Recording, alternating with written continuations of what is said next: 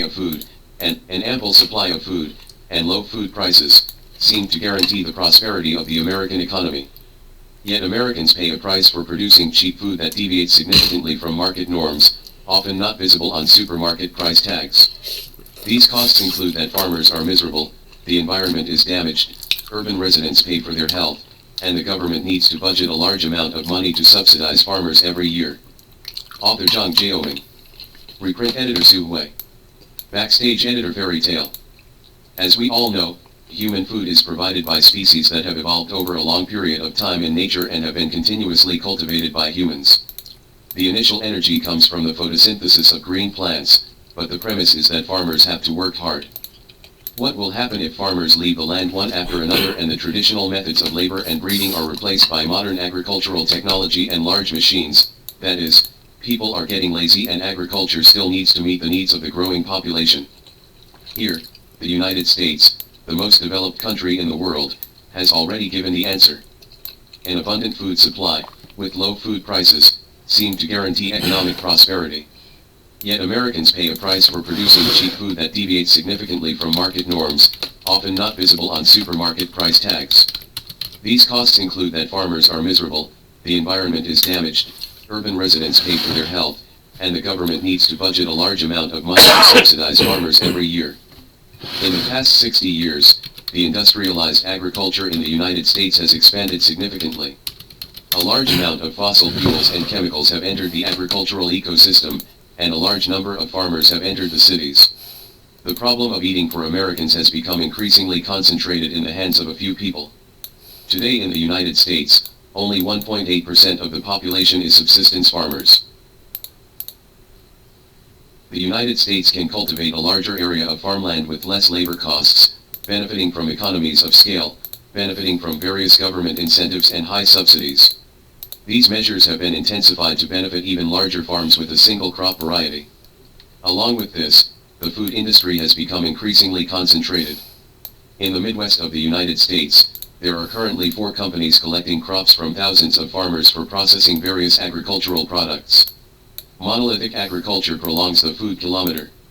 On average, food in the Midwest of the United States needs to travel 1,518 miles to reach consumers from producers. Because the selling price of the grain produced is too low, only by expanding the scale can the benefits be guaranteed. Farmers are faced with the painful choice of do not expand production or be out of business. Yet for every dollar consumers spend on food, farmers get only 20 cents. On the one hand, farmers have to produce a lot of cheap products. On the other hand, profits are extremely low, and small farmers continue to go bankrupt. Such an agricultural model is unsustainable and ultimately leads to increasing health risks in the United States. Try to analyze as follows. 1. The heavy cost of the environment. Due to the lack of labor force, American agriculture can only rely on pesticides, chemical fertilizers, genetically modified and other technologies. The extensive use of chemical fertilizers and pesticides year after year has caused soil loss and water quality deterioration. 80% of corn grown in the United States is used to feed livestock, poultry, and fish. Cheap corn and soybeans have greatly stimulated large-scale concentration camp animal farming. In order to produce animal protein, the United States produces 2 trillion pounds of manure every year, which has a huge impact on the ecological environment, and potentially harmful gases pollute surrounding rivers and air. Trucking grain and meat across the United States consumes billions of gallons of gasoline. 2 U.S. consumers are forced to ingest antibiotics. In concentration camps, the probability of animal illness is increased, so it is necessary to continuously add antibiotics to livestock feed. An estimated 70% of antibiotics in the United States are given to healthy pigs, chickens, ducks, and cattle. Studies have shown that habitual addition of antibiotics can enhance bacterial resistance, making human bacterial diseases more difficult to cure, and even threatening human life. Today, the meat production and processing system is highly centralized, and once a food contains a pathogen, it is more prone to large-scale contamination incidents. In October 2002, the largest food recall in U.S. history occurred. The nation's second-largest poultry producer had to recall 27.4 million pounds of fresh and frozen meat products after a sudden outbreak of listeriosis killed 20 people and sickened 120 others. 3. The United States has the highest proportion of obese people in the world. Obesity has grown in recent decades in the United States and has become a widespread health problem. While many developed countries have similar conditions, the United States has the highest rate of obesity among developed countries.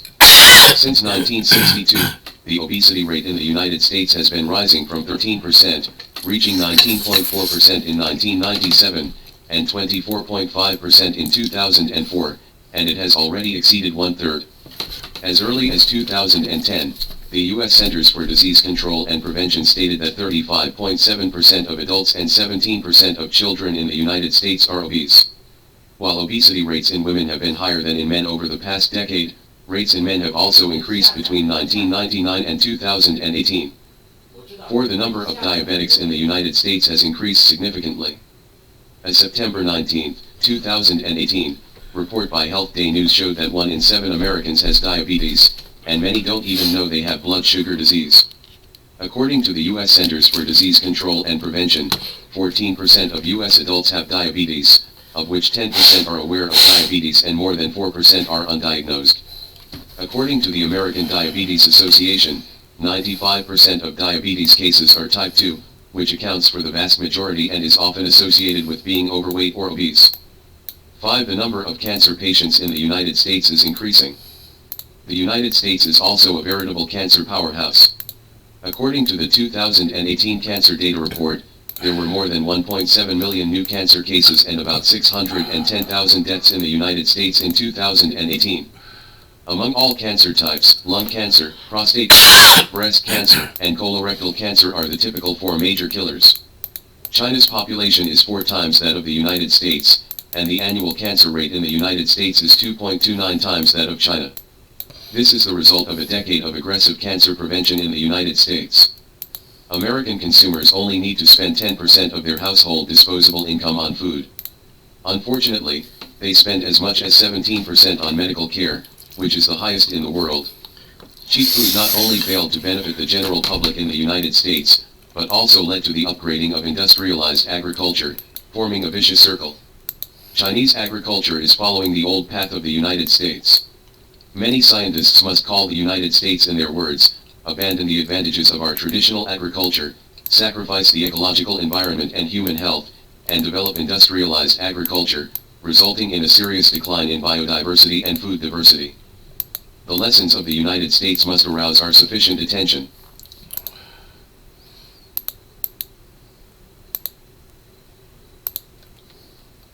In 1962, Rachel Carson, editor's note, also translated as Rachel Carson's book Silent Spring was published, and it is exactly 60 years this year. As a pioneer of the environmental movement, Carson described in this book that human beings may face a world without birds, bees, and butterflies, which immediately aroused worldwide attention to environmental issues, but also because of his belief that pesticides endanger the future of mankind. The prophecy was fiercely criticized by stakeholders. According to statistics from the Food and Agriculture Organization of the United Nations, the use of pesticides in mainland China has increased from 770,000 tons in 1991 to 1.77 million tons in 2019, accounting for 42% of the world's total, and the use of fertilizers has increased from 41.46 million tons in 2002 to 54.04 million in 2019 tons. The good news is that the zero-growth plan for chemical fertilizers launched by the Ministry of Agriculture and Rural Affairs of China in 2015 has led to a decline in the use of chemical fertilizers at an annual rate of 2.67% between 2015 and 2019. According to the statistics of the World Health Organization, in 2020, there will be 4.57 million cancer cases and 3 million deaths in China, accounting for 30% of the world's total. Facts like these should also arouse people's reflection and vigilance. 60 years ago, Carson spent a lot of time discussing the hazards of pesticides mainly based on DDT.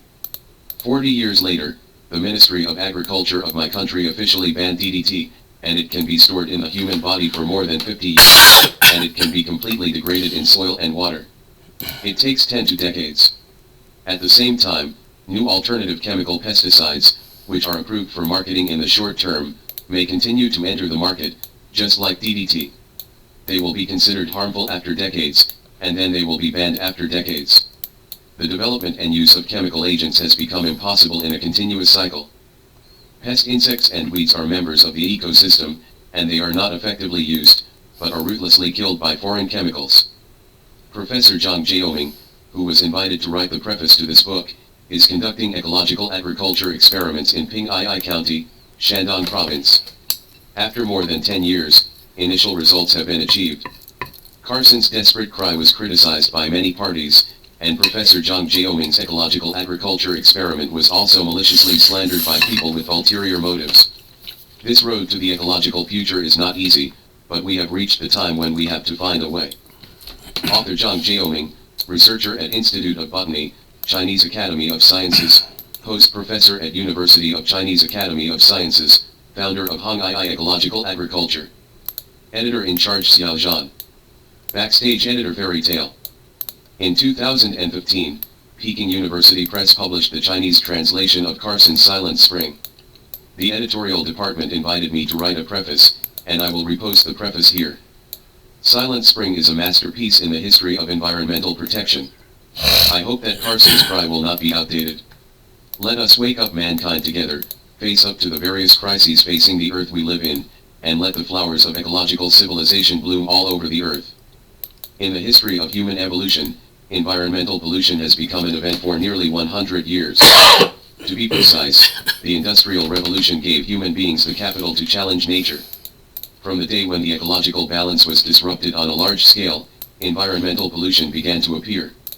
However, the Industrial Revolution that originated in the United Kingdom more than 300 years ago was limited to a few developed countries after all, and its impact on the Earth's ecosystem was localized and relatively light.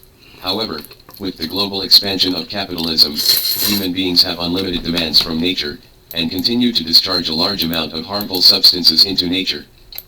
Pesticide is one of these harmful substances, which not only kills life other than human beings, but also directly affects human beings themselves. The first person to say no to pesticides was the American female marine biologist Rachel Carson. Rachel Carson, an American marine biologist, her work Silent Spring, triggered environmental protection in the United States and the world. Her famous book Silent Spring describes that environmental degradation makes human beings face a world without birds, bees, and butterflies, a dead spring. The culprit causing this situation is the pesticide DDT. But ironically, DDT turned out to be a Nobel Prize-winning achievement. DDT is highly toxic, especially for killing mosquitoes that transmit malaria. However, while it kills mosquitoes and other pests, it also kills beneficial insects. And because DDT accumulates in insects, when these insects become food for other animals, those animals, especially fish and birds, will be poisoned and die. The period from 1930s to 1960s was a period of rapid development of capitalist industrialization, and also a period of the most serious environmental pollution. Serious pollution incidents such as photochemical smog in Los Angeles, London, UK, photochemical smog in Liege, Japan, and Minamata disease all occurred during this period. Although people continue to lose their health and lives due to environmental pollution, the living people seldom link their life and health with environmental deterioration. Looking at papers or books before the 1960s, it is almost impossible to find the word environmental protection. The mainstream slogans at that time were "Declare war on nature" and "Conquer nature." Before Carson, almost no one doubted its correctness. Carson used a lot of facts to tell people the truth that the capacity of the ecological environment is limited, and the disappearance of natural species will also bring disasters to human beings. Today, the Earth is facing the sixth mass extinction. Global warming and the disappearance of the ozone layer all prove the correctness of Carson's tragic prediction. Carson's cry has awakened the public, and environmental protection has won the hearts of the people ever since. In 1972, the United States banned the use of DDT. In the same year, the United Nations held the Conference on the Human Environment in Stockholm, and countries signed the Declaration on the Human Environment. International conventions such as the Framework Treaty on Changes have emerged continuously, and governments of all countries have actively carried out specific actions for environmental protection. When the author was a graduate student, the research group I was in was called the Environmental Protection Group, which was one of the earliest environmental protection research groups established in China. At that time, we hardly heard about environmental pollution issues, and almost all environmental protection textbooks were translated from the West. Regrettably, We have blindly learned from the West in the past few decades, especially ignoring the negative effects brought about by the rapid economic development, which has led to many tragedies of environmental pollution. The current rural ecosystem, especially farmland, is full of murderous opportunities. Water and soil are polluted, smog appears in cities, hospitals are overwhelmed with patients, even the most basic food and water have problems. Take pesticides as an example to illustrate the deterioration of our ecological environment. Human beings have been fighting against pests for nearly a century, but human beings have not controlled the harm of pests. More than 100 years later, human beings have not given up the wrong route of killing pests, but have gone further and further. This mistake made by the West is now repeated in China. Let's look at a list of pesticides below. Potassium bromate, nitrofuran metabolites, dichlorobose, chlorothalonil, phenthyon, phenbutadiene, glyphosate, diflubenzuron, mancozeb, DDT, trichlorfon, chlorpyrifos, parathion, carbendazim, diazinon, fluocivalorate, borate, carbaryl, metalaxyl, pyrimecarb, captain, dimethoate, bifluthrin, permethrin, phenvalerate, alkynamide, hexathiazox, triazodine, phenitrathion. The above list is just the tip of the iceberg of the types of pesticides that our food may be exposed to. If you are not a professional, I believe many people are very unfamiliar with them. Many chemical terms are derived from eating. It is only after the media exposed food pollution that we know the existence of man-made chemicals around us. Going back 40 years, the only types of pesticides that Chinese people have been exposed to are mere 666 and dichlorobose, and they are rarely used in the food chain. Now the state clearly stipulates that there are as many as 3,650 pesticides that cannot be used in food beyond the standard. Among them, there are as many as 2,495 items of fresh agricultural products. If I understand correctly, these 2,495 items are what we may encounter in our food. If you print out this list, dozens of pages of A4 paper are needed. How many pesticides are humans currently using? No one can tell clearly, because more and more new pesticides are chemically synthesized, and the number of new pesticides registered by the Chinese Ministry of Agriculture alone reaches more than 1,000 each year. At present, my country's annual pesticide use area reaches 180 million hectares. Over the past half-century, 4 million tons of HCH pesticides and more than 500,000 tons of DDT have been used, and 13.3 million hectares of farmland have been polluted. The contents of BCH and DDT in the cultivated layer of farmland are 0.72 and 0.42 ppm respectively. The total amount of DDT accumulated in the soil is about 80,000 tons. The annual pesticide consumption in my country is 3.37 million tons, which is apportioned to 1.3 billion people, which is 0.59 kilograms per person. Where do these pesticides go? Except for a very small part. To make matters worse, pesticides are not only used in farmland, but also in forests, grasslands, deserts, and wetlands. Even densely populated urban residential areas cannot escape the shadow of pesticides.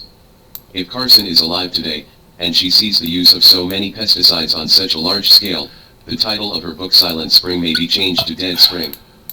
Pesticides do the most harm to the human body, and Chinese farmers are the heaviest. In terms of age, women and the elderly are the heaviest.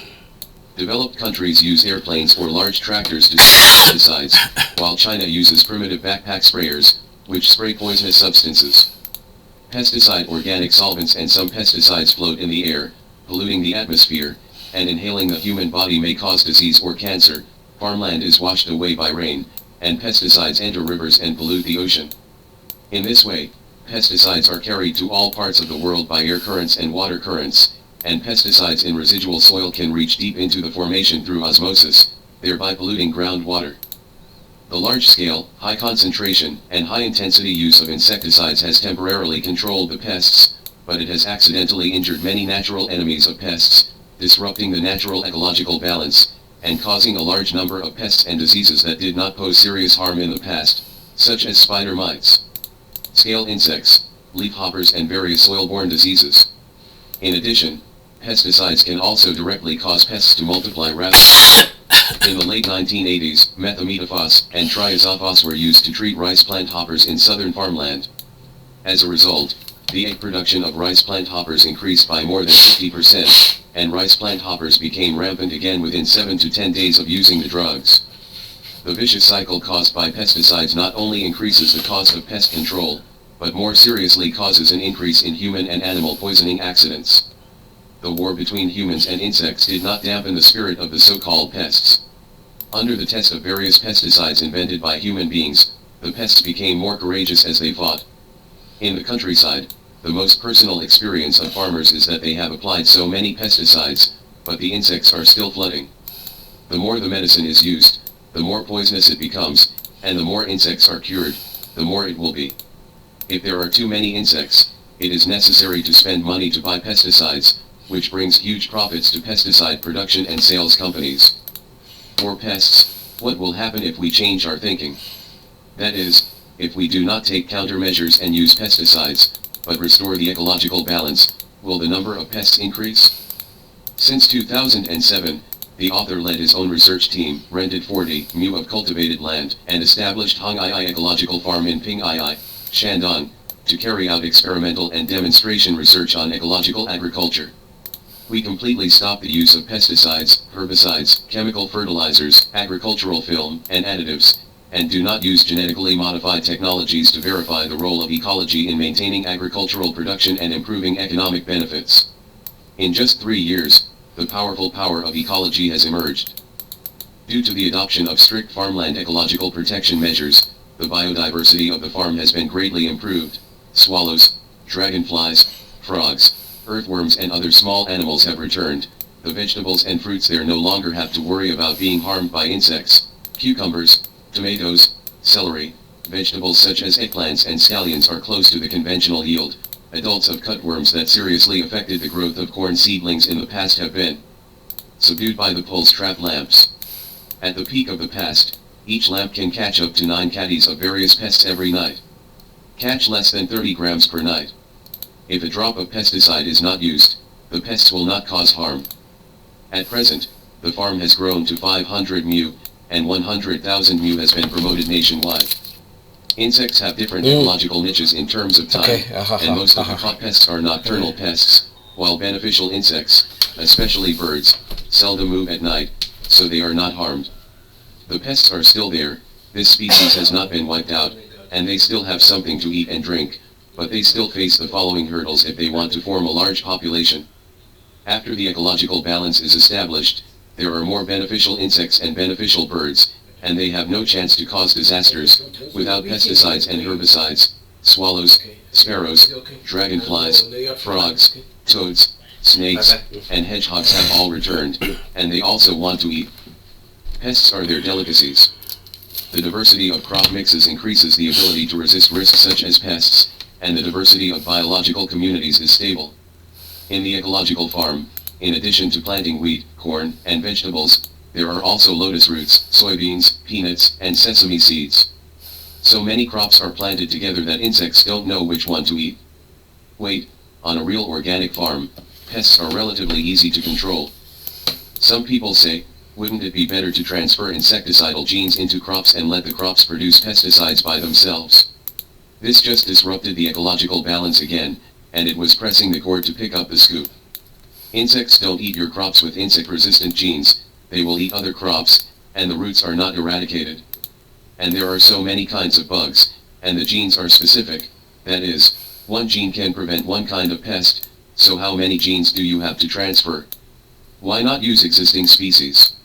Nature has prepared tens of thousands of natural enemies of pests for us.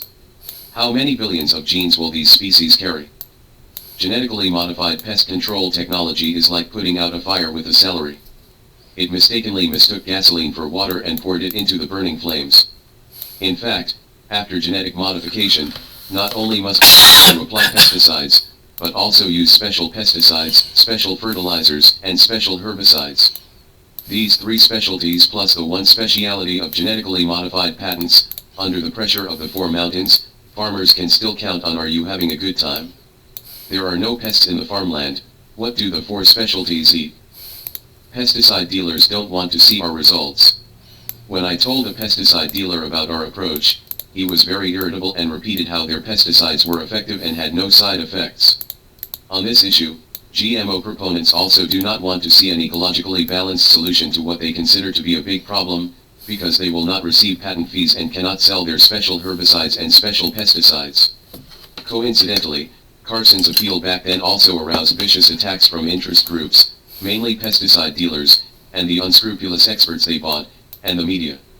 She passed away amidst people's curses.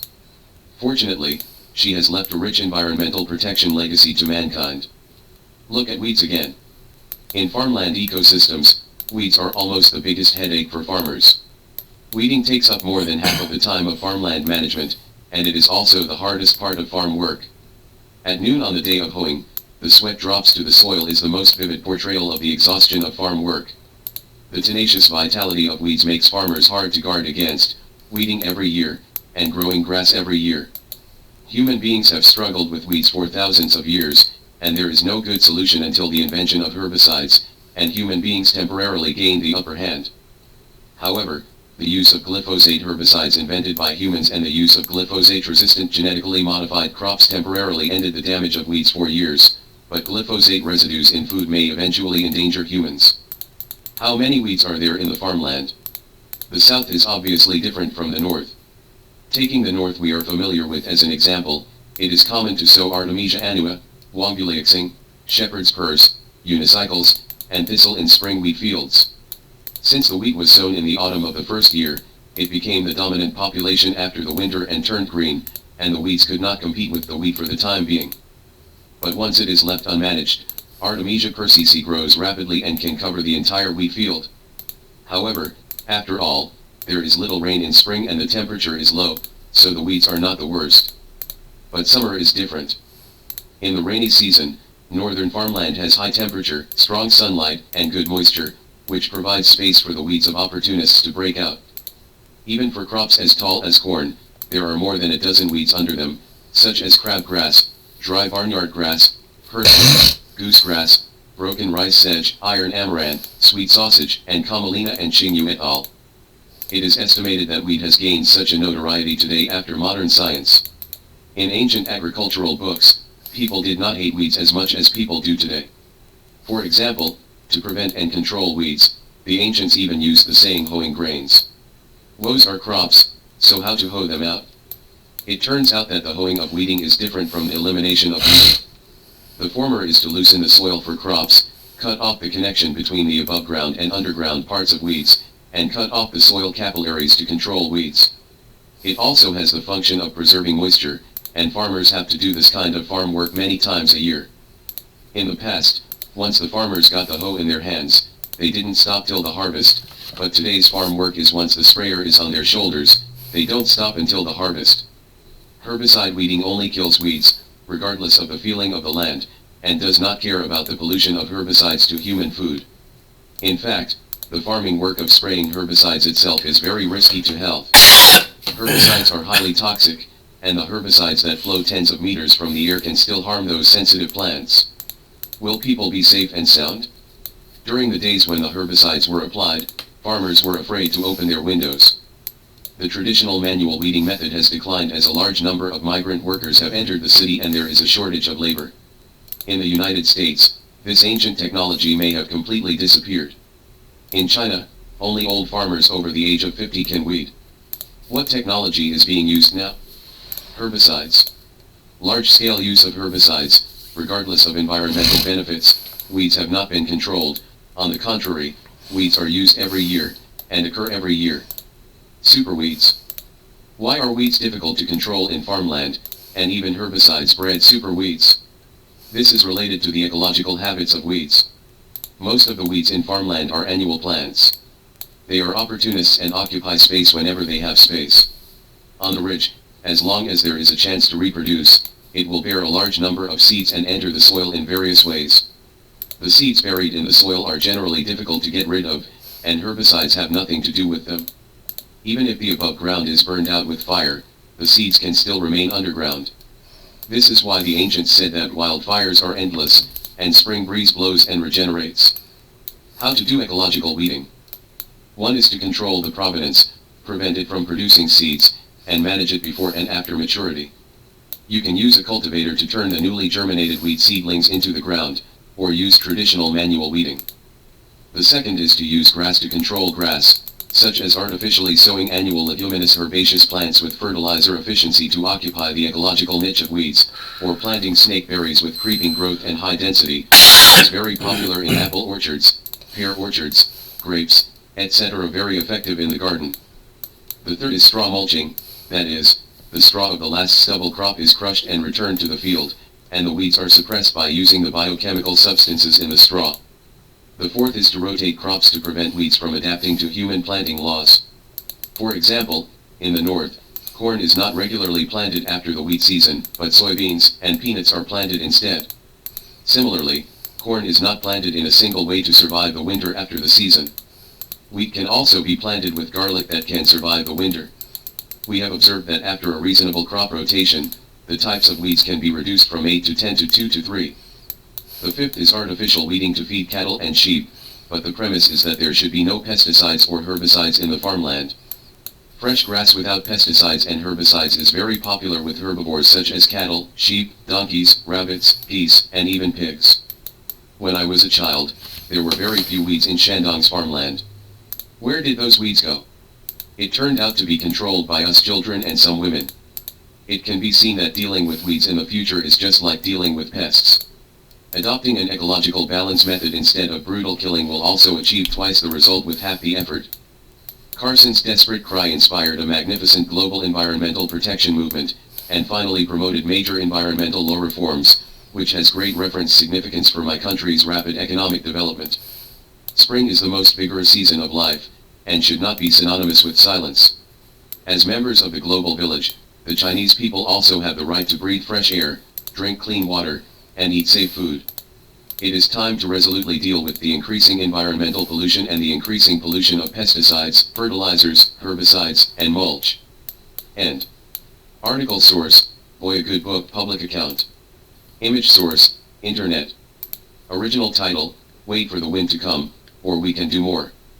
Herbicides are rampant, and superweeds are emerging.